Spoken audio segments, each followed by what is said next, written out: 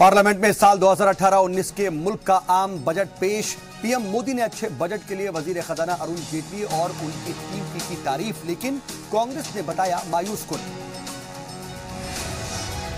Budget session से खुद को अलग करने वाले इंजीनियर राशिद को डिप्टी स्पीकर ने नसीहत दी, कहा नहीं बनना असेंबली का हिस्सा तो दे दे इस्तीफा। नेशनल कॉन्फ्रेंस और कांग्रेस के एमएलए का असेंबली में हंगामा। आरएनबी मिनिस्टर नईम अख्तर और हिज़्ब इख्तिलाफ जमातों के बीच गहमा गहमी। 2019 में मोदी सरकार के खिलाफ मोर्चाबंदी में जुटा अपोजिशन। दिल्ली में सोनिया गांधी की क़यादत में मिले सारे अपोजिशन लीडरान।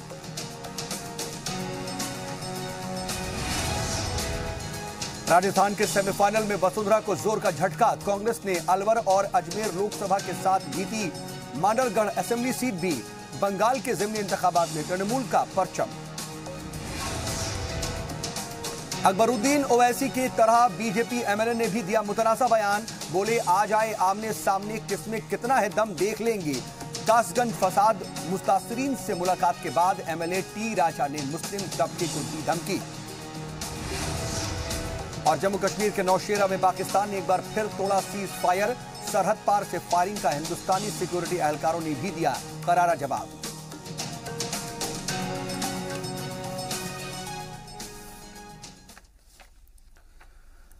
आदाब नाजरीन, खैर मकदम है आपका जी सलामी। और आज का मुद्दा लेकर हाजिर हूं मैं सऊद मोहम्मद खालिद। और आज का मुद्दा है बजट 2018, जिसमें मिडिल क्लास पर मार तो गांव और किसान पर मेहरबानी दिखाई दे रही है। जिस बजट का पूरे मुल्क को इंतजार था, जिस बजट पर पूरे मुल्क एक तरीके से उम्मीद लगाए बैठा था, आज उस बजट को वजीर खजाना अरुण जेटली ने पार्लियामेंट में पेश कर दिया। गरीबों और किसानों के लिए तो बजट में काफी सौगातें नजर आईं, लेकिन मिडिल क्लास के हिस्से में बजट की माराई, काफी मायूसी दिखाई दी। 2018-19 का यह बजट किन की जिंदगियों में खुशियां लेकर आया और किसको मायूस किया? आखिर टैक्स पर सरकार ने क्या तोहफा दिया है? मिडिल क्लास को आखिर क्यों मार पड़ी है? बजट में 2019 के लिहाज से क्या खास दिखाई देता है? इन्हीं सवालों के साथ शुरू करते हैं आज का मुद्दा।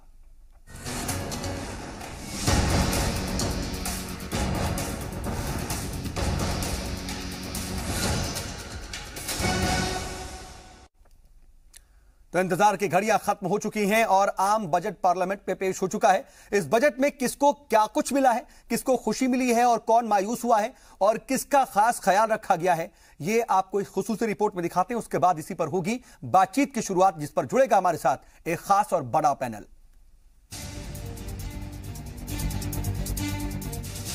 वजीर खजाना अरुण जेटली ने पार्लियामेंट में 2018-19 का बजट पेश किया। बजट में गरीबों और किसानों का खासा ख्याल रखा गया है, तो मिडिल क्लास के लिए बहुत अच्छा नहीं रहा। मतलब नौकरी पेशा लोगों को राहत नहीं मिली है। बजट में खवातीन को काफी तवज्जो मिली है।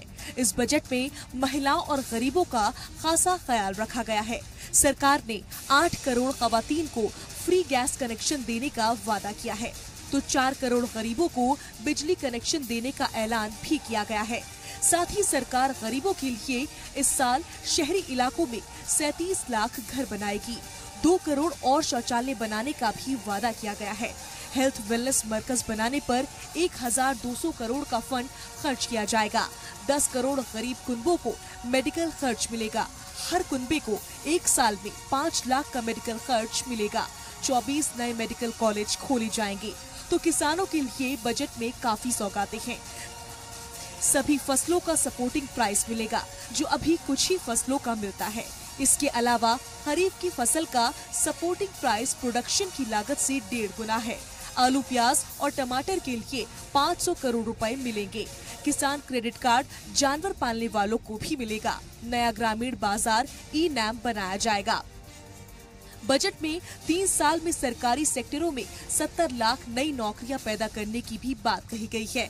इसके अलावा अक़लियतों के बजट में इजाफा हुआ है। अब वजारत का बजट 505 करोड़ रुपए रिकॉर्ड बढ़ा है। More than 86% of our farmers are small and marginal. They are not in a position to directly transact at APMCs and other wholesale markets. We will develop and upgrade existing 22,000 rural huts into Grameen agricultural markets. In these GRAM's physical infrastructure will be strengthened by using Manrega and other government schemes. The government has made many positive changes in the personal income tax rates applicable to the individuals in the last 3 years. Therefore, I do not propose to make any further changes in the structure of the income tax for individuals. In order to provide relief to salaried taxpayers, I propose to allow a standard deduction of rupees 40,000 in lieu of present exemption in respect of transport and reimbursement of miscellaneous medical expenses. वजीर खजाना ने अपने खिताब में कहा कि बाजार में कैश का रिवाज कम हुआ है, बिटकॉइन जैसी करेंसी नहीं चलेगी, क्रिप्टो करेंसी गैर कानूनी है, इनकम टैक्स स्लैब में कोई बदलाव नहीं किया गया है। स्टैंडर्ड डिडक्शन की फिर से शुरुआत कर दी गई है। 40,000 रुपए तक स्टैंडर्ड डिडक्शन मिलेगा। बजट में नए मुलाजिम की EPF में सरकार 20% देगी। सदर जमहूरिया, नायब सदर जमहूरिया और गवर्नर की सैलरी बढ़ाई जाएगी। MP के भत्ते हर 5 साल में बढ़ेंगे। स्मार्ट सिटी के लिए 99 शहर चुने गए हैं। मजहबी पर्यटन शहरों के लिए हेरिटेज स्कीम बनाई जाएगी। वजीर खजाना अरुण जेटली ने कहा कि GST को आसान बनाने की कोशिश जारी है। प्री नर्सरी से 12वीं तक सभी को तालीम देने पर जोर दिया जाएगा। डिजिटल तालीम को बढ़ावा देने पर भी जोर रहेगा। कबायलियों के लिए एकलव्य स्कूल बनाए जाएंगे। रोजगार शुरू करने के लिए मुद्रा योजना के लिए 3 लाख करोड़ रुपए का फंड और छोटे रोजगारों के लिए 3,794 करोड़ रुपए खर्च होंगे। अरुण जेटली के इस बजट की PM मोदी ने जमकर तारीफ की। न्यू इंडिया की नींव को सशक्त करने वाला बजट है। इस बजट में देश के एग्रीकल्चर से लेकर के देश के इंफ्रास्ट्रक्चर तक हर बात पर पूरा ध्यान दिया गया है। सरकार के इस बजट को कांग्रेस ने 2019 के आम चुनाव का शंखनाद बताया है, तो पाटीदार लीडर अब हार्दिक पटेल ने कहा 2 करोड़ नौकरी का वादा करने वाली सरकार 70 लाख नौकरी पर आ गई, किस पर यकीन किया जाए। इन्होंने जो वायदे पिछले 4 साल में बजट में किए थे वो उसमें ही फुलफिल नहीं कर सके और सिर्फ बातों का भंडार है उनके पास। बजट पर दीगर पार्टियों ने हमला बोलते हुए कहा कि अगले 14 महीनों में होने वाले आम चुनाव समेत 14 इलेक्शंस पर पूरा ध्यान दिया गया है। अब हकीकत तो तभी सामने आएगी जब कागज पर लिखे वादे जमीन पर हकीकत बनकर उतरेंगे। ब्यूरो रिपोर्ट, जी मीडिया। तो कई तरह की बातें कही गई हैं और बहुत सी अहम बातें इस बजट में शामिल हैं और खास तौर पर अगर हम मोटा मोटा समझने की कोशिश करें तो किसानों का ख्याल रखने की कोशिश की गई है, गरीबों का ख्याल रखने की कोशिश की गई है, खवातीन को भी तवज्जो दी गई है। हालांकि जो मिडिल क्लास का तबका, जो कि बीजेपी का एक रवायती वोटर भी माना जाता है, उसका ख्याल इसमें बहुत ज्यादा दिखाई नहीं दे रहा है। हालांकि STD यानी कि स्टैंडर्ड डिडक्शन की बात जरूर की गई है, 40,000 की राहत उसमें दी गई है, लेकिन स्टैंडर्ड डिडक्शन की भी अगर हम बात करें तो ये मिडिल क्लास के पूरे तबके पर वाज़ेह नहीं होता है और असर नहीं डालता है, बल्कि जो सैलरी क्लास है, जो नौकरी पेशा लोग हैं, उन्हीं को ही थोड़ा बहुत फायदा पहुंचाता है। तो आखिर मिडिल क्लास की अनदेखी क्यों हुई? इसके अलावा इंफ्रास्ट्रक्चर के शोबे में और तमाम जो दूसरे शोबे हैं उनके लिए किस तरीके से ये बजट आने वाले वक्त में तरक्की की बुनियाद तय करेगा, ये तमाम अहम पहलू हैं। क्योंकि बीजेपी या फिर इक्तिदार या गवर्नमेंट ये कह रही है बार बार कि ये आने वाले वक्त में इक्तिसादी मजबूती बढ़ाने वाला ही बजट है। इस पर हम तफसील से बातचीत करेंगे। हमारे साथ बातचीत के लिए खास पैनल जुड़ गया है। अपने मेहमानों से आपका तारुफ करा देते हैं। हमारे साथ इस वक्त कांग्रेस ऑफिस से जुड़ चुकी हैं कांग्रेस की कौमी तर्जुमान राधिका खरे जी। इसके अलावा हमारे साथ स्टूडियो में मौजूद हैं समाजवादी पार्टी के लीडर राजकुमार भाटी जी और CPI के तर्जुमान हमारे साथ मौजूद हैं अमीर हैदर जैदी साहब। वहीं पॉलिटिकल एनालिस्ट हैं हमारे साथ प्रोफेसर राजवीर शर्मा जी और हमारे साथ माहिर इक्तिसादियात यानी कि इकोनॉमिस्ट हैं प्रोफेसर MM अंसारी साहब और किसान शक्ति संघ के प्रेसिडेंट हैं यानी कि किसान नेता हमारे साथ मौजूद हैं ऑफिस से ही चौधरी पुष्पेंद्र सिंह साहब और हमारे साथ कुछ एक आध मेहमान और भी जुड़ेंगे और बीजेपी से हमारे साथ अभी बीजेपी के तर्जुमान भी कुछ देर में जुड़ेंगे, उनसे भी हम बातचीत की शुरुआत करेंगे। लेकिन आप सभी मेहमान हमारे साथ जुड़े इसके लिए आपका बहुत बहुत शुक्रिया, बहुत बहुत इस्तकबाल है आप सभी को। और हम बातचीत की शुरुआत जरा करते हैं। एमएम अंसारी साहब, मैं आपके पास आना चाह रहा हूं। एक इकोनॉमिस्ट के नजर से आप किस तरीके से इस बजट को देखते हैं, क्योंकि गवर्नमेंट लगातार ये कह रही है कि हर एक तबके का ख्याल रखा गया और साथ ही साथ इक्तिसादी जो तरक्की है उसकी बुनियाद रखने वाला ये बजट है। क्या वाकई इसके आने वाले वक्त में असरात ऐसे दिखेंगे कि जो इकोनॉमी है उसको एक बूस्टअप मिल जाएगा? देखिए, पिछले पूरे साल जो है इस बात पे बहस होती आ रही है कि अनएम्प्लॉयमेंट नौजवानों के लिए एक बहुत बड़ा मसला है और इसके साथ साथ जो किसानों का जो मसला है उसके ऊपर एक सरकार से कोशिश की जा रही थी कि तवज्जो दे। तो मैं समझता हूं कि सरकार ने जो रूरल डेवलपमेंट के लिए, जो किसानों के लिए जो बहुत सारी जो इसमें तजवीज़ें आई हैं, जो आपकी रिपोर्ट में भी आई हैं, उसका एक एक्सपेक्टेड असर साफ नज़र आता है कि सरकार ऐसा करने जा रही है। तो रूरल डेवलपमेंट के लिए, वो किसानों के लिए बहुत सारी जो स्कीम्स का इसमें जिक्र है, मैं समझता हूं कि बहुत ही पॉजिटिव है और वो हमारी रूरल इकॉनमी को काफ़ी मजबूत भी देगा, वहाँ से परचेजिंग पावर भी बढ़ेगी और उससे हमारी इंडस्ट्रियल डेवलपमेंट पे भी उसका एक असर होगा। इसके साथ साथ जो कुछ कदम उठाए हैं सरकार ने हमारे हेल्थ फॉर ऑल के लिए, वो भी एक बहुत अच्छी स्कीम है। लेकिन शायद जितना सरकार के पास वक्त रह गया है और जो एम्बिशियस उन्होंने प्लान बनाया है कि 24 मेडिकल कॉलेजेस होंगे और वेलनेस सेंटर्स होंगे और उसके लिए जो पैसे का जो एलोकेशन है, मैं समझता हूं कि बहुत वक्त भी नाकाफी है और सर बहुत छोटे से बहुत जल्दी से एक और सवाल मेरा आप ले लीजिए। पॉपुलिस्ट ये बजट हो सकता है, पॉपुलिस्ट बजट हो सकता था, लेकिन कहीं कमी रह गई। लेकिन मैं ये भी समझना चाह रहा हूं कि कुछ चीजें जो हैं वो कमी रह गई। अगर हम सेस की बात करें तो हेल्थ और तालीम पर सेस बढ़ा दिया गया। अगर टैक्स पेयर बढ़े हैं 19 लाख से ज्यादा, 19.25 लाख टैक्स पेयर बढ़े हैं, 90 लाख करोड़ रुपए का रेवेन्यू जनरेट ज्यादा हुआ है, तो क्या इस टैक्स रेवेन्यू का कोई फायदा मिडिल क्लास को नहीं दिया जा सकता था?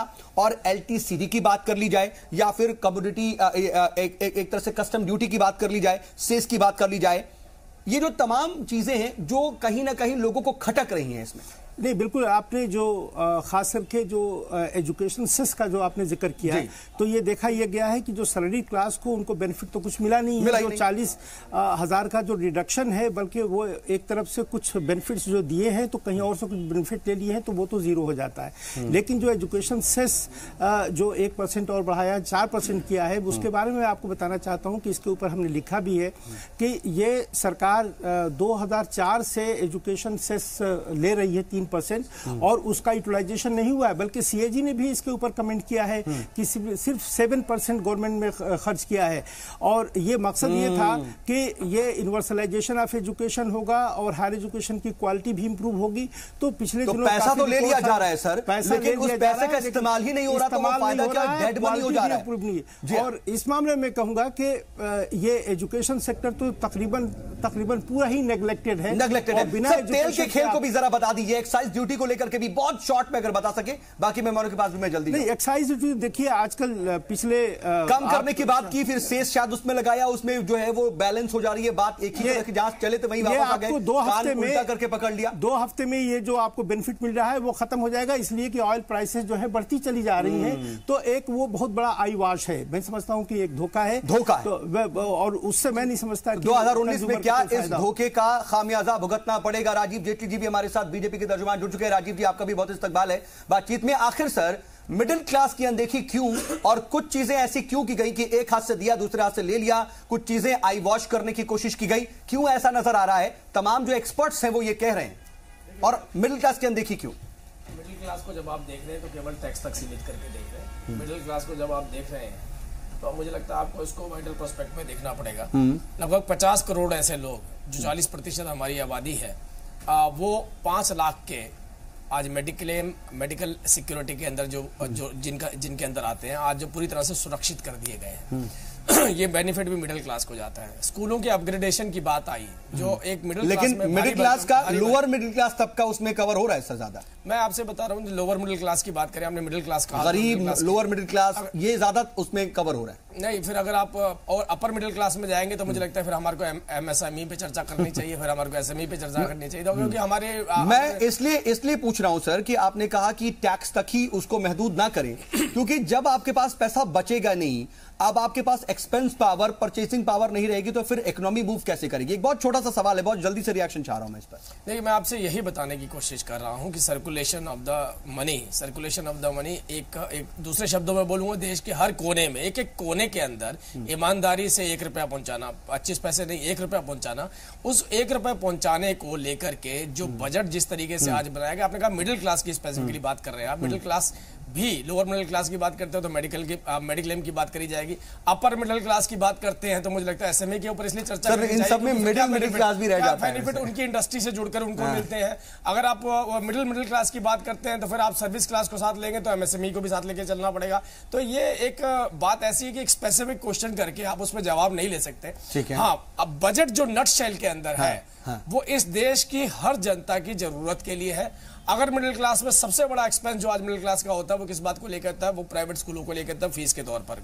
अगर हम स्कूलों को मॉडर्नाइज करने की बात कर रहे हैं, स्कूलों को अपग्रेड करने की बात कर रहे हैं, एजुकेशन लेवल को अपग्रेड करने की बात करें, तो इवेंचुअली उसका फायदा भी मिडिल क्लास को ही मिल रहा है। ठीक है सर, ठीक है, मिडिल क्लास को भी मिल रहा है, ठीक है, किसानों को, गरीबों को मिल रहा है, ये सभी लोग कह रहे हैं और उसको फोकस भी किया गया। मिडिल क्लास को भी आप बता रहे हैं, आप अपने पॉइंट रख कि कैसे मिल रहा है। राधिका खरे जी, कैसे आप देख रहे हैं इन पॉइंट्स को, चाहे वो माहिर इक्तिसादियात जो हमारे साथ इकोनॉमिस्ट जुड़े हैं उन्होंने जो पॉइंट्स गिनाए, या फिर राजीव जेटली जी ने? राधिका जी।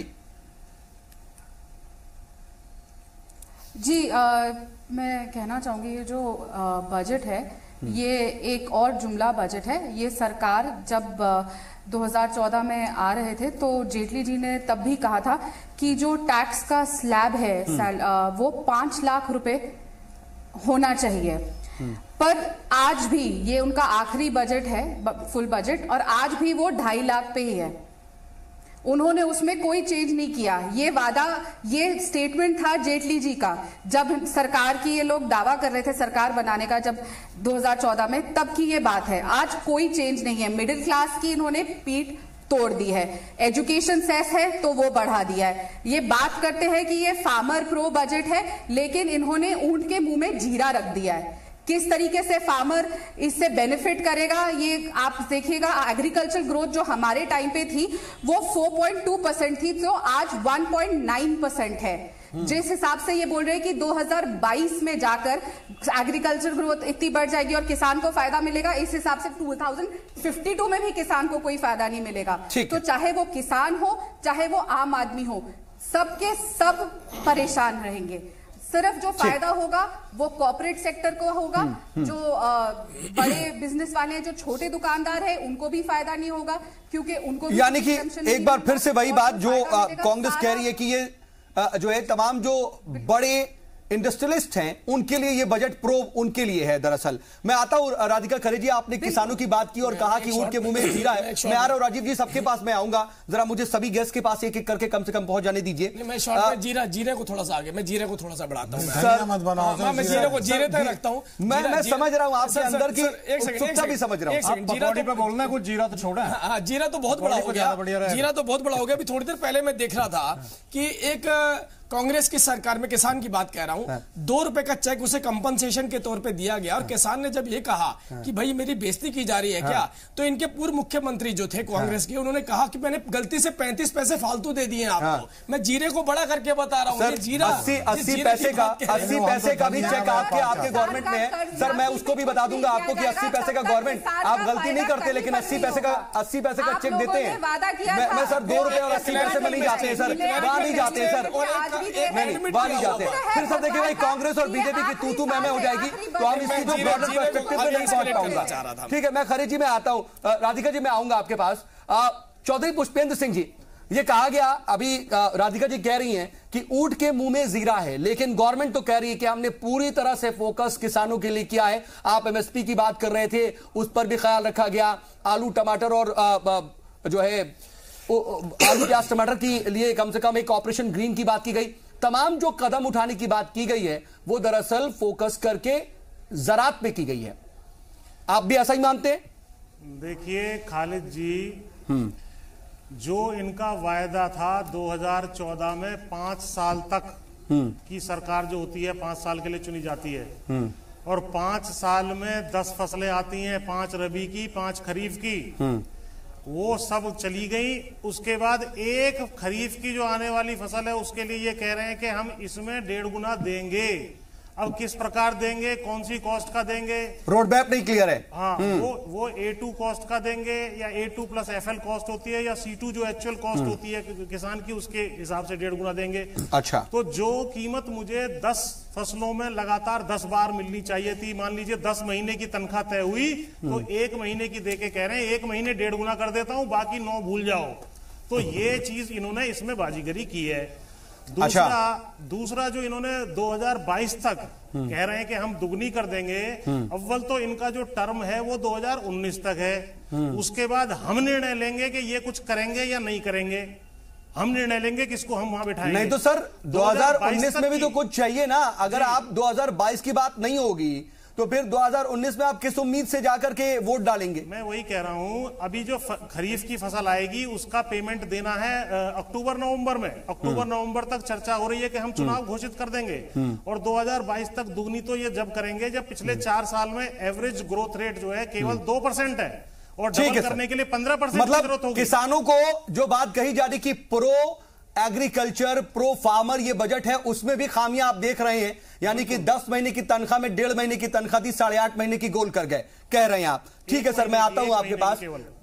मुझे और भी तमाम मेहमान हैं, उनके पास भी जाना, लेकिन मुझे एक छोटे से ब्रेक पर जाना हो रहा है। ब्रेक से लौटते हैं और फिर हम बातचीत को यहीं से आगे बढ़ाते हैं और जरा समझने की कोशिश करते हैं कि मिडिल क्लास की जो बार बार बात हो रही है, और 25 पैसा नहीं बल्कि पूरा 1 रुपया पहुंचाने की बात हो रही है। अभी हमारे साथ इकोनॉमिस्ट ये कह रहे हैं कि सिर्फ 7% सेस का खर्च हुआ है, तो बाकी आखिर क्यों नहीं खर्च हुआ? डेड मनी क्यों बनाया जाता है? ब्रेक के बाद समझेंगे इसको।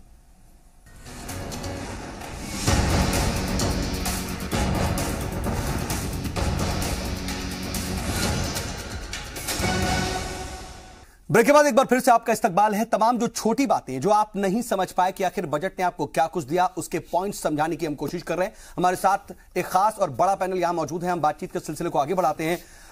राजवीर, माफ कीजिएगा, राजकुमार भाटी जी, मैं आपके पास आना चाहता हूं। ये अब गवर्नमेंट जो बात भी कह रही है, प्रो फार्मर, एक तरह से प्रो गरीबों की बात कर ली जाए या फिर खवातीन की बात कर ली जाए, आप इसको विन विन वाली बात देखते हैं कि सभी को सब कुछ मिलने की कोशिश की है क्योंकि हर किसी को खुश नहीं रख सकते, या फिर आपको इसमें वाकई कुछ बुनियादी कमियां नजर आती हैं? नहीं, हमारे आज इस बहस की शुरुआत भी एक बड़े भ्रम के साथ हुई कि इसमें किसानों को, गाँवों को, गरीब को बहुत कुछ दिया गया है। अगर हमने जुमलों के सहारे जीना सीख लिया तो सचमुच इसमें बहुत कुछ है, फिर तो हमें खुश होना चाहिए। और अगर हम यथार्थ में कुछ चाहते हैं, फैक्ट कुछ चाहते हैं, तो इसमें कुछ भी नहीं है सिवाय सपने दिखाने के। इस बजट में कुछ नहीं है। जो 50 करोड़ लोगों को जो मेडिक्लेम देने की बात की जा रही है, उसके लिए इकोनॉमिस्ट बता रहे हैं कि 50 लाख करोड़ रुपया चाहिए अगर क्लेम देंगे तो। लगभग कहां से आएगा? वो कहां से आएगा? मिडिल क्लास है ना सर, जुटेगा। मिडिल क्लास 2 करोड़ टॉयलेट बनाने की, शौचालय बनाने की बात की जा रही है। 2 करोड़ शौचालय बनाए जाएंगे। 26,000 करोड़ रुपया तो तब चाहिए जब वो चौथाई पैसा देते हैं। 13,000 रुपए एक शौचालय पे देती है गवर्नमेंट आज। 13,000 से भी अगर चाहिए तो 26,000 करोड़ रुपए चाहिए। कहां से आएगा? 22,000 जो ग्रामीण हाट हैं उनको कृषि बाजार बनाने की बात की जा रही है, उसके लिए बजट का कोई प्रावधान नहीं है। तो केवल जुमलेबाजी है। और अमल में कैसे लाया जाए? प्रधानमंत्री ने जब सरकार में आए थे तो कहा था 2 करोड़ रोजगार हर साल देंगे। अब इस बजट में वादा कर रहे हैं कि 70 लाख देंगे। हाँ। अब 70 लाख को भी सरकारी नौकरी देंगे या उनकी पकौड़े की ठेली लगवाएंगे, ये स्पष्ट नहीं है। तो ये तो एकदम भ्रम में रखने वाला, और मैं तो समझता हूं, मैं इस बजट पे मैं इसे कोई आसान्वित नहीं मानता। मुझे लगता है बीजेपी को भी ये लगने लगा है कि वो दोबारा लौट कर नहीं आ रहे हैं। उन्होंने इसलिए बहुत ज्यादा जोर नहीं दिया बजट सर। अगर बहुत ज्यादा जो है एक तरीके से बटेर बांटने लगते तो भी कहीं ना कहीं कमी लग जाती कि आपको ये चुनावी बजट है, आप ऐसा कह देते। जो योजनाएं घोषित की हैं उन पर कुछ ठोस रोड मैप नहीं है। मैं आ रहा हूँ राजीव जी, आ रहा हूँ। मैं सर बाकियों का भी कम से कम समय नहीं खराब करना चाह रहा हूँ। इसी बात बोल रहे हैं, ग्रामीण हाट के लिए 2,000 करोड़ दिए, तो मैं जानकारी मैं ये चाह रहा हूँ राजीव जी की 22,000 बदल जाएंगे तो हर किसी का जवाब लेता रहूंगा तो ये मुश्किल होगा सर, सबको कवर करना है। हाफ ऑफ द टाइम जा रहा है। जैदी साहब, क्या आप भी इसी बात से इत्तेफाक रखते हैं जो राजकुमार भाटी जी कह रहे हैं, या फिर आपको कहीं कुछ ऐसी उम्मीद की किरण नजर आती? क्योंकि देखिए, किसानों को देने की कोशिश तो की गई है। अगर शुरुआती हिस्सा देखा जाए तो सिर्फ किसानों की खेती की बात की गई है, 100% छूट दी गई है टैक्स से जो तमाम कंपनियां हैं जो किसानी प्रोडक्ट्स डेवलप करती हैं, जो मंडियों की डेवलप करने की बात हो रही है, ऑपरेशन ग्रीन की बात हो रही है, गरीबों की बहुत बात हुई है क्योंकि वहां पर बिजली, रसोई गैस और इसके अलावा और भी तमाम सहूलियात देने की बात की गई है, तिब्बी शोबे में भी तमाम चीजों की गई है। तो कहां आपको कमी लग रही है? आखिर क्या ऐसी बातें हैं जो आपको लग रहा है कि ये सिर्फ और सिर्फ जुमले हैं? देखिए, अगर इस बजट को एक ही पंक्ति में परिभाषित किया जाए तो चुनाव से पहले नर्मदा का पानी गुजरात चुनाव में छोड़ा गया था, चुनाव के तुरंत बाद उसे वापस ले लिया गया। आज किसान उसमें से एक चुल्लू पानी खेत के लिए नहीं ले सकता है, लेगा तो FIR दर्ज हो जाएगी। तो ये उस तरह का है। अभी पेट्रोलियम पदार्थों का एग्जाम्पल आपके सामने है कि उस पर सेस घटाया गया और उत्पादन शुल्क बढ़ा दिया गया। 2 रुपए घटाए, 2 रुपए बढ़ा दिए गए, इधर से लिए इधर से ले लिए। दूसरे ये कह रहे हैं कि साहब गरीबों का बजट है और ग्रामीण क्षेत्र का बजट है, तो माननीयों की तनख्वाह तो बढ़ गई, स्पष्ट आ गया कि MP की तनख्वाह इतनी होगी, गवर्नर की इतनी होगी, प्रधानमंत्री की इतनी होगी, फला की इतनी होगी। लेकिन गरीब जो बहुत दिनों से संघर्षरत है कि उसकी तनख्वाह 14,500 रुपए मिनिमम बेसिक सैलरी से बढ़ाकर 20,000 कर दी जाए, एक जुमला उस पर नहीं कहा जा सकता, बिल्कुल नहीं कहा गया कहना चाहिए। हम FDI की बात कर रहे हैं, FDI की कर रहे हैं। FDI से सोने की चिड़िया नहीं था देश। सोने की चिड़िया जब था जब हमारे कुटीर उद्योग, लघु उद्योग मजबूत थे।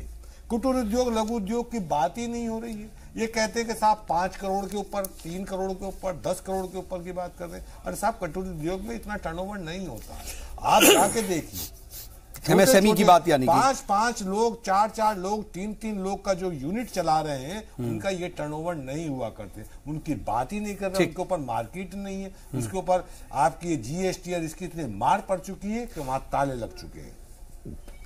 दूसरे, ये हेल्थ केयर की बहुत स्कीम बता रहे हैं, आयुष भारत बहुत बता रहे हैं। हेल्थ केयर साहब बड़ा फायदा होने जा रहा। साहब, हेल्थ केयर से जो बड़े बड़े हॉस्पिटल हैं उन्हें फायदा पहुंचाने की कोशिश की नहीं सर। अगर कोई गरीब परेशान हो गया, उसको 5 लाख रुपए तक का अगर उसको तिब्बी सहूलियात मिलेगी तो सर ये ठीक नहीं है। नहीं तो आजकल तो हम लोग यही कहते हैं कि प्राइवेट अस्पताल हो या फिर सरकारी अस्पताल, पैसे दे करके आदमी जो है मर जाता है, बिल चुकाते चुकाते मर जाता है। सरकारी हॉस्पिटल का जो ढांचा है उसके अंदर जब आदमी जाता है तो वहां वो हालत होती है जहां गरीब जाता है। और ये जी इसकी बात कर रहे हैं ना 5 लाख तक की, वो इनके लिए फायदा है जो ये बड़े बड़े हॉस्पिटल है, अपोलो इनके वेदांता, ये इनके लिए स्कीम लाई गई है इंश्योरेंस की। ठीक है, तो यानी कि आपको भी इसमें बहुत कमियां नजर आ रही हैं। कर लीजिए, सुन लीजिए। अब इन्होंने नौकरी की बात की थी, पहले कहा था हम 2 करोड़ नौकरी देंगे, फिर 1 लाख पे आ गए, फिर 70 लाख का और 70 लाख की क्या योजना है ये मेरे मित्र भाटी साहब बता चुके हैं। मेक इन इंडिया की बात हो रही है। मेक इन इंडिया में क्या बनाने के लिए बात कर रहे हैं, जो नौजवानों के लिए जो सुन लीजिए, हमारे उसकी सुरक्षा की बात है, वहां पर सिर्फ गोबर के बंकर बनाने की बात की जाइए। सुरक्षा का बजट भी इन्होंने खत्म कर दिया है। चलिए सर, ठीक है, तमाम खामियां आप गिना रहे हैं, हम जरा जवाब लेंगे। लेकिन प्रोफेसर राजवीर शर्मा साहब, इसमें पॉलिटिकल एंगल क्या आप देखते हैं? क्योंकि बार बार ये बात कही जा रही थी कि 2019 से पहले आखिरी फुल बजट है, तो इसलिए बहुत ज्यादा सौगातें दी जाएंगी। क्या गरीबों और किसानों को साधने की कोशिश की गई है? रेवड़ियां जो हैं, एक तरह से जो बात कही जाती है कि मिडिल क्लास जो है, रवायती वोटर है, बीजेपी को छोड़ के नहीं जाएगा, लेकिन जो किसान और गरीब हैं उनको अपने पाले में लाने के लिए उनके ऊपर फोकस किया गया है। देखिए, जहां तक आपने एक सवाल उठाया कि क्या लोगों को सौगात बांटने की कोशिश इस बजट में की गई है, मुझे ये लगता है कि ये जो बजट है एक प्रकार से समावेशी बजट है। ये एक ऐसा बजट है जो समाज के हर वर्ग को, हर तबके को कुछ ना कुछ देता है। लेकिन हमको एक बात ध्यान में रखनी होगी, चाहे सरकार कोई भी हो, हिंदुस्तान में जो मेजॉरिटी है वो गांव, गरीब, किसान, मजदूर, शोषित, वंचित, इन लोगों की मेजॉरिटी है। और इसलिए ये सबसे ज्यादा पिछड़े हुए भी हैं, इसलिए कोई भी सरकार अगर उनके विकास के लिए कोई एलोकेशन करती है तो स्वागत किया जाना चाहिए, बजाय इसके कि हम उसमें कमियां ढूंढते हैं। स्वागत वैसे तो अपोजिशन का काम है। अगर वो कृषि वैसे तो ये बताते हैं कि कृषि प्रोडक्ट मैं अपनी बात कह लूं, इस तरह से कैलकुलेट किया जाएगा। मैं अपनी बात गन्ने का जिक्र इसके अंदर मौजूद नहीं है। कृषि उपज कैसे कैलकुलेट होगी पर हेक्टेयर ये कुछ पता नहीं है, कैसे वो लगाया जाएगा। मैं अपनी बात कह रहा हूं, मसला ही साहब मुझे इजाजत दें तो मैं अपनी बात पूरी कर लूं, फिर उसके बाद जो आप कहना चाहें कहें। मैं कहता हूं कि किसान का अगर ये फैसला किया गया कि उसकी जो कॉस्ट है इनपुट्स की, उसका 1.5 गुना कीमत मिलेगी एमएसपी पे, और उसमें ये भी कहा गया कि कुछ ऑप्शंस ढूंढे जा सकते हैं। एक तो ऑप्शन ये है कि खुद सरकार खरीद दे। नहीं, लेकिन चौधरी पुष्पेंद्र साहब ये कह रहे हैं कि 10 महीने की तनख्वाह की जगह 1.5 महीने की तनख्वाह दिया, 8.5 महीने की भूलने की बात की जा रही है। तो एमएसपी में ये कह रहे हैं कि धोखा दिया। क्या उस सौगात को रिजेक्ट करेंगे जो सौगात अब मिली है? सवाल ये नहीं है कि सौगात और बात तो लेकिन सर दोगुने की वादा तो दोगुने का किया गया था, वो हमेशा 2022 में लागू होगा या 2019 से पहले लागू होगा। दूसरे अगर आप ये देखें तो जितना अभी हमारे जदी साहब कह रहे थे कि वो जो अपोलो हॉस्पिटल और इन दुनिया भर के प्राइवेट हॉस्पिटल्स को फायदा पहुंचाने के लिए कहा गया है, मुझे नहीं समझ में आता कि अगर एक गरीब को ये कहा जाए कि भाई तुम अगर बहुत अपनी मौत से बचना है उसके लिए तुम पैसा खर्च कर रहे हो। मैं आपको ये बता दूं जदी साहब, यही गरीब आदमी अपनी जमीन बेचकर, अपनी जमीन गिरवी रखकर, कर्ज लेकर के उन्हीं सरकारी अस्पतालों में जहां गरीब जाता है, नहीं, उसे आपने उसी अपोलो हॉस्पिटल में, उसी अपोलो शिक्षा का आपने क्या किया जो प्राइमरी एजुकेशन। लेकिन राजवीर शर्मा साहब, राजवीर जी, मैं ये चाह रहा हूँ कि देखिए, मैं एज अ पॉलिटिकल एनालिस्ट आपसे जवाब जो है पॉलिटिकल एंगल का ज्यादा चाह रहा हूँ सर। मैं कह रहा हूँ मैं एज अ पॉलिटिकल एनालिस्ट आपसे पॉलिटिकल जवाब चाह रहा हूं।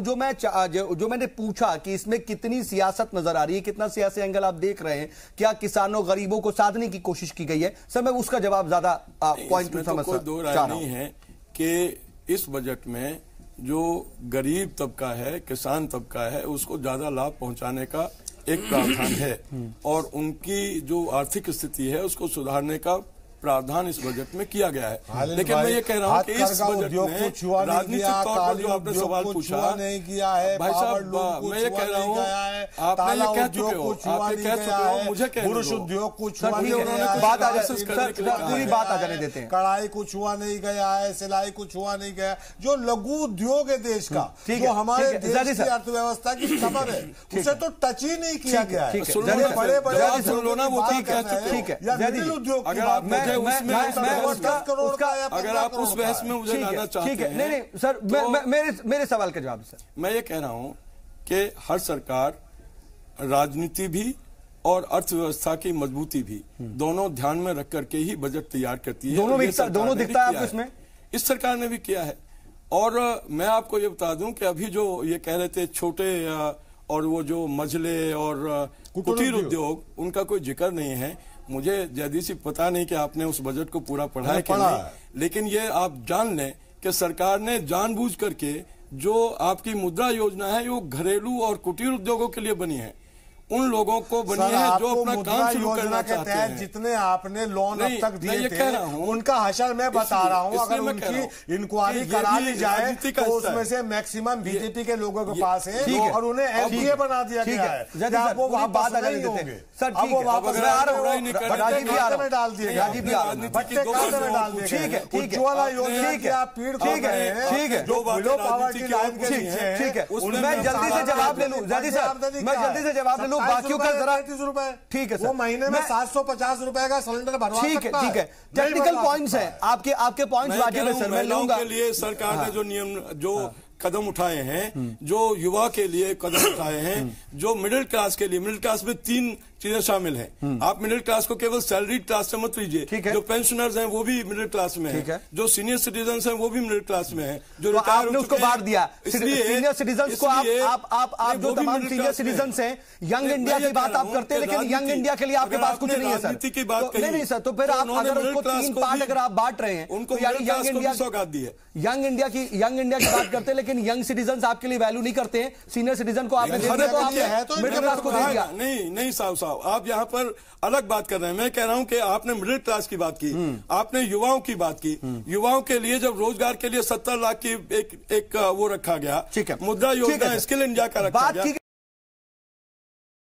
बीजेपी। जरूर, ठीक है। जेटली जी, मैं आपके पास आना चाह रहा हूं। आपने देखिए 2 बातें कही थी बहुत इंपॉर्टेंट, और तमाम लोगों ने जो बात कही उसका जवाब तो चाह ही रहा हूं, लेकिन आपने यह भी कहा था कि 25 पैसा नहीं बल्कि पूरा 1 रुपया जाने की कोशिश है, पहुंचाने की कोशिश है आखिरी शख्स तक।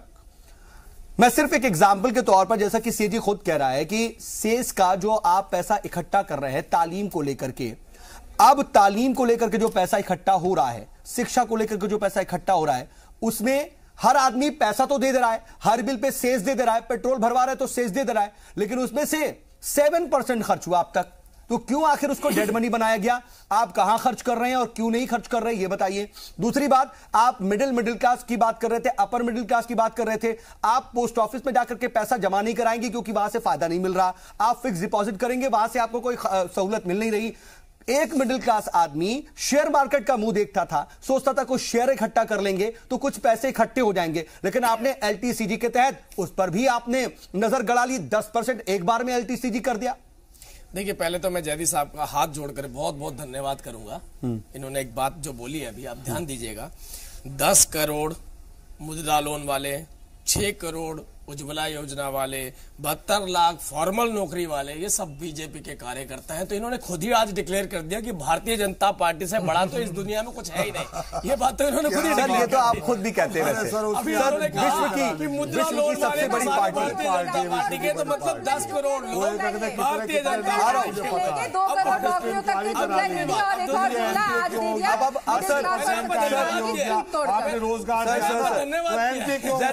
सर समझिए ना, मैं आ रहा हूं आपके पास। आप पॉइंट की बात पे आ जाते हैं जेटली सर, पॉइंट की बात पर आ जाते हैं। जो सवाल मैंने पूछा उसका जवाब दे लेते हैं सर, पॉइंट की बात आ जाते हैं। अब इधर उधर नहीं जाते सर, पॉइंट की बात। मुद्दे की बात है, 2-4 प्रश्न उठाए थे, उस वक्त मौका नहीं मिला, लंबा हो गया था।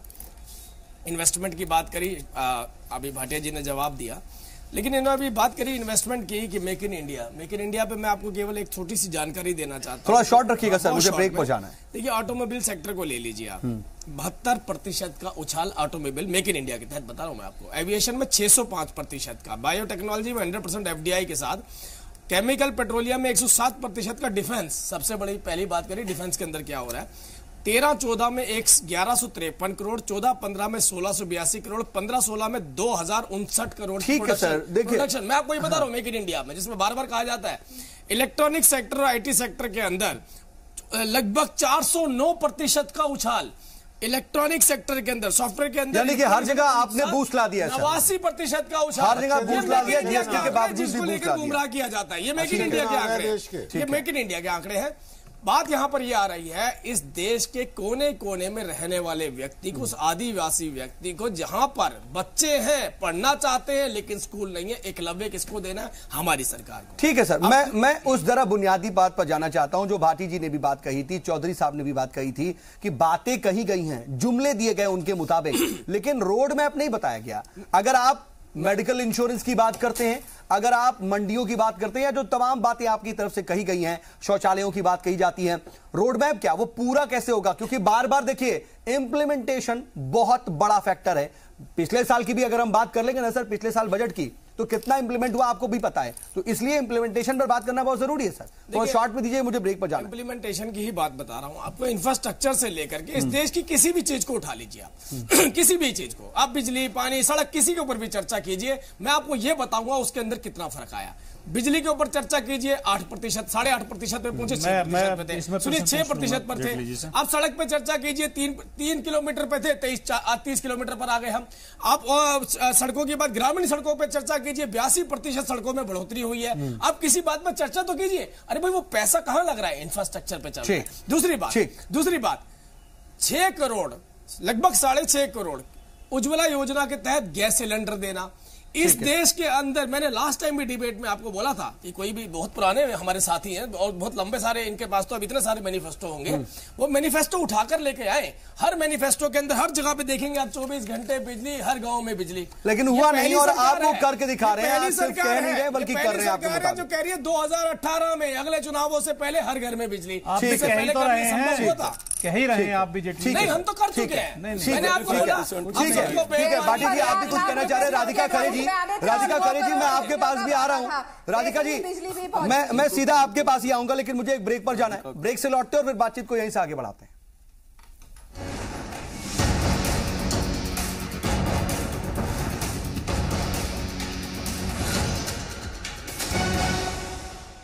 तो आखिर इस बजट में क्या कुछ खास है और सरकार ने किस हिसाब से यह बजट बनाया, किस हिसाब से सबको खुश रखने की कोशिश या फिर सबको कुछ ना कुछ देने की कोशिश की गई, लेकिन फिर भी कुछ मायूसी और कुछ नाउमीदी क्यों नजर आ रही है कुछ तबकों में, हम इस पर बातचीत कर रहे हैं। राधिका खरे जी, मैं आपके पास आ रहा हूं। देखिए, तमाम बातें कही जा रही हैं, तमाम पॉइंट्स भी गिनाए जा रहे हैं, लेकिन यह कहा जा रहा है कि जुमला ज्यादा है और इसका रोड मैप नहीं है और 2 करोड़ की नौकरी से 70 लाख की नौकरी आ गई। ये जो तमाम बातें अगर हैं, तो क्या आपको लगता है कि वाकई ऐसा है? क्योंकि राजीव जी तमाम फैक्ट्स भी गिना रहे हैं कि उन्होंने कहा नहीं है सिर्फ, बल्कि किया भी है।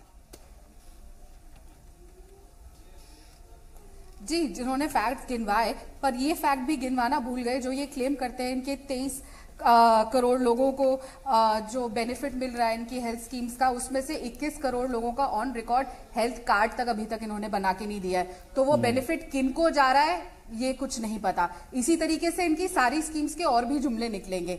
और यहाँ पे बार बार बात करें, देखिए जो बजट है ये क्लियरली साफ साफ सामने आ रहा है कि ये सरकार अभी से हार मान चुकी है कि ये दोबारा आने नहीं वाली, इसलिए कोई ऐसा इन्होंने बजट बना के दे रहे जिसमें जैसे मैंने आपको कहा।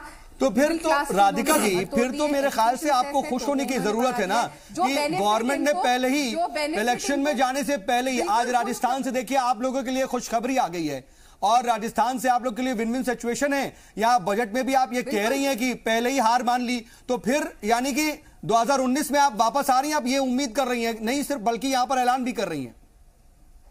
बिल्कुल उम्मीद नहीं, बिल्कुल है और बिल्कुल हम आएंगे वापस। आप देख लीजिए, जब से सरकार बनी है भाजपा की, तब से अभी तक जितने भी बाई इलेक्शन हुए हैं, सारे लोकसभा चुनाव कांग्रेस जीती है। तो उससे आप लोगों को अंदाजा हो जाएगा कि क्या आने वाला है।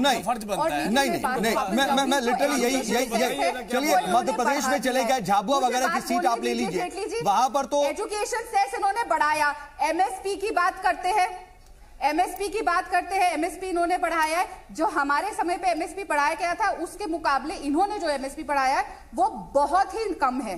तो किस हिसाब से ये बेनिफिट दे रहे हैं? जब तक ये किसान का कर्ज माफी के जो वादे किए थे वो अभी तक माफ नहीं हुआ है, सिर्फ जुमले, एक और बार उन्होंने जुमला दे दिया है। किस तरीके से ये लोगों तक पहुंचेंगे बेनिफिट्स, वो उसका रोड मैप जैसे सब कह रहे हैं इन्होंने नहीं बताया है अभी तक। इन्होंने ठीक है सैलरी बढ़ी है, प्रेसिडेंट की सैलरी बढ़ी है, सबकी बढ़ी है, लेकिन जो गरीब वर्ग है उसका क्या, जो आम जनता है उसका नहीं, ये बात तो मैं भी मैं इसमें सवाल जोड़ना चाहता हूं और उससे राजीव जी से जवाब लेता हूं। राधिका खरे जी, जो आपने पॉइंट रेज किया है उस पर जरा रिएक्शन भी लेता हूं। और मैं राजीव जी, मैं अपनी बात या किसी सियासी पार्टी या किसी माहिर की बात नहीं कर रहा हूं, मैं आम जनता की, आवाम की, किसी शख्स की बात कर रहा हूं। वो ये सिंपल सीधे अल्फाज में कह रहा है कि आप लोग ये कहते हैं कि आप तो सेवक हैं, प्रधान सेवक हैं, आप खिदमत करने आए हैं, सेवा करने आए हैं, लेकिन असल में आप सीईओस की तरह बिहेव कर रही हैं, क्योंकि सांसदों की सैलरी बढ़ाने की आपने इंतजाम कर दिया, आपने सदर जमहूरिया, नायब सदर जमहूरिया की सैलरी बढ़ाने का ऐलान कर दिया,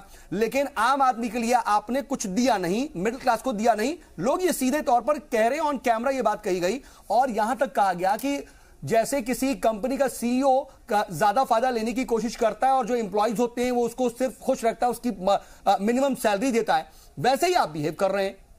मैं आपके प्रश्न को ही नहीं समझ पाया, आप थोड़ा सा प्लीज इसको थोड़ा सर थोड़ा समझाने की। जो जन सेवक हैं उनकी सैलरी बढ़ाने की बात कर ली गई, क्या सांसदों की सैलरी अभी बहुत कम है कि उनको हर साल 5 साल पे सैलरी बढ़ाने की बात की गई? सदर जमहूरिया यानी कि प्रेसिडेंट या फिर वाइस प्रेसिडेंट की सैलरी बढ़ाने की बात कर दी गई। एक आदमी, एक शख्स ये कह रहा है सीधे तौर पर कि आप सीईओस की तरह बिहेव कर रहे हैं, कंपनी के सीईओस रेवड़ी लेते हैं लेकिन जो है नीचे जो तमाम एम्प्लॉइज हैं उनको कुछ नहीं मिलता। वैसे ही आपने ऊपर वालों को तो कम से कम सब फायदा दे दिया, लेकिन नीचे आम जनता ख्याल नहीं रखा। शायद आपको मिनिमम वेजेस के बारे में नहीं पता। बताइए मिनिमम वेजेस की बढ़ोतरी किसने करी? हमारी सरकार ने। कितनी करी? एक सेकंड मैं पूरी बात कर लूं। दूसरी बात, एक ये तो हमारे जहां से आते हैं ज्यादा बेहतर जानते होंगे।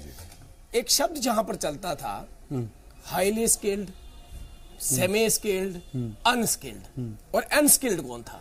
अनस्किल्ड वो था जिसे गुमराह किया जाता था। गुमराह करके वो रंग का झंडा तो ये बताएंगे किस रंग का उनके हाथ में पकड़ाया जाता था, लेकिन उनके वो अधिकार नहीं मिलते थे।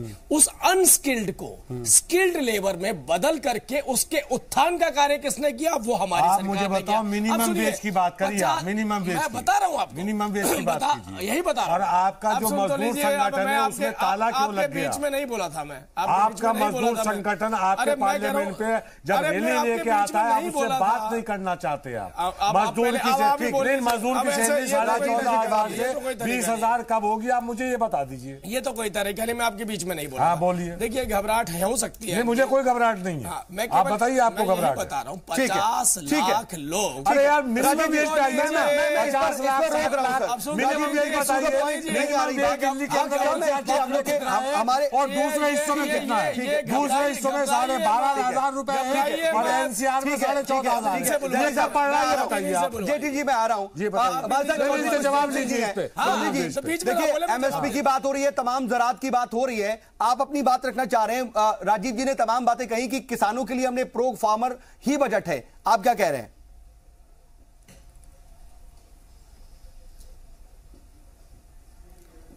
चौधरी साहब जी, मैं 3 मुद्दे और उठाना चाहता हूं यहां जस्ट जो है 30 सेकंड के अंदर। इन्होंने ये कहा है कि हम अब जो है एक्सपोर्ट करेंगे एग्रीकल्चर कमोडिटीज का। इसके लिए मैं स्पष्ट कर दूं, पिछले 3 साल में बाहर से आयात तो जो है इन्होंने 65,000 करोड़ रुपए की एग्रीकल्चर कमोडिटीज का ज्यादा किया है और एक्सपोर्ट जो है इन्होंने 65,000 करोड़ रुपए का घटा दिया है। इस तरीके से दोनों को जोड़ लो तो 1,30,000 करोड़ की चपत पिछले 3 साल में किसानों को लगी है। अब इनको याद आ रहा है जब ये चुनाव में जाने वाले हैं कि हमें एक्सपोर्ट भी करना चाहिए। पहला मुद्दा। दूसरा, इन्होंने ये कहा है कि हम खाद्य प्रसंस्करण के लिए 700 करोड़ से बढ़ाकर के 1,400 करोड़ का बजट लगाने जा रहे हैं। ठीक है, लेकिन एक्सपोर्ट की बात हो रही है चौधरी साहब, तो अच्छी बात है ना, कम से कम दे रहा है, दुरुस्त आय वाली बात तो है। 1 लाख करोड़ के फल सब्जी खाद्यान्न इस देश में सड़ जाता है, कोल्ड चेन कुछ नहीं बनाई नहीं गई है। अब प्रसंस्करण क्या करेंगे ये 1,400 करोड़ में?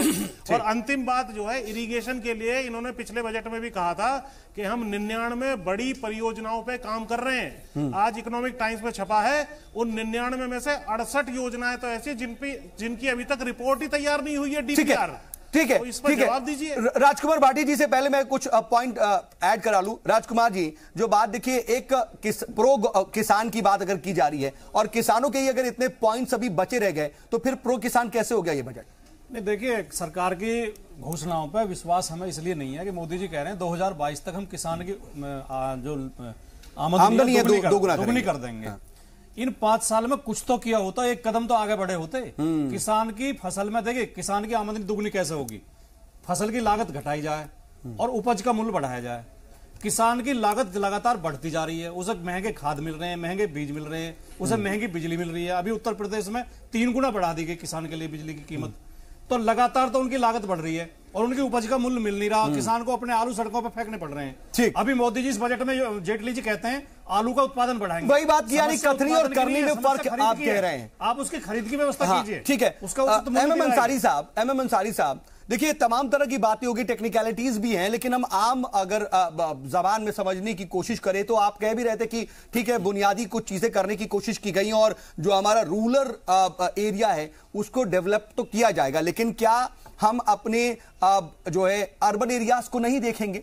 क्या अर्बन एरियाज में बहुत कुछ दिया गया है? और मैं एलटीसीजी की बात जरूर करना चाह रहा हूं कि एलटीसीजी की जरूरत क्या वाकई थी? और क्रिप्टो करेंसी या फिर बिटकॉइन की बात भी जो कही गई है कि वो इलीगल है, क्या बहुत लोग उम्मीद लगा रहे थे कि शायद ये लीगल टेंडर के तौर पर बात हो जाए, अगर वो जिक्र नहीं भी करेंगे तो शायद इलीगल नहीं कहेंगे। इस पर बहुत शॉर्ट में। मैं समझता हूं कि उसको हमारे फाइनेंस मिनिस्टर ने इन इश्यूज पे क्लैरिफाई करने की कोशिश की और अर्बन डेवलपमेंट की जो बात की है आपने, तो स्मार्ट सिटीज का भी इसमें जिक्र है, उसके लिए एलोकेशन भी है। तो अगर ओवरऑल अगर आप देखें तो कुछ अच्छी बातों की तरफ इस पूरे बजट में इशारा है। और वो अलग बात है कि फायदा क्या मिलेगा सर, 2019 में फायदा मिलेगा या और थोड़ा वक्त लेना पड़ेगा? ये एक दिक्कत जरूर है कि शायद इसके इम्प्लीमेंटेशन में बहुत सारी दुश्वारियां आएंगी, जैसा आपने बताया कि इलेक्शंस भी हैं।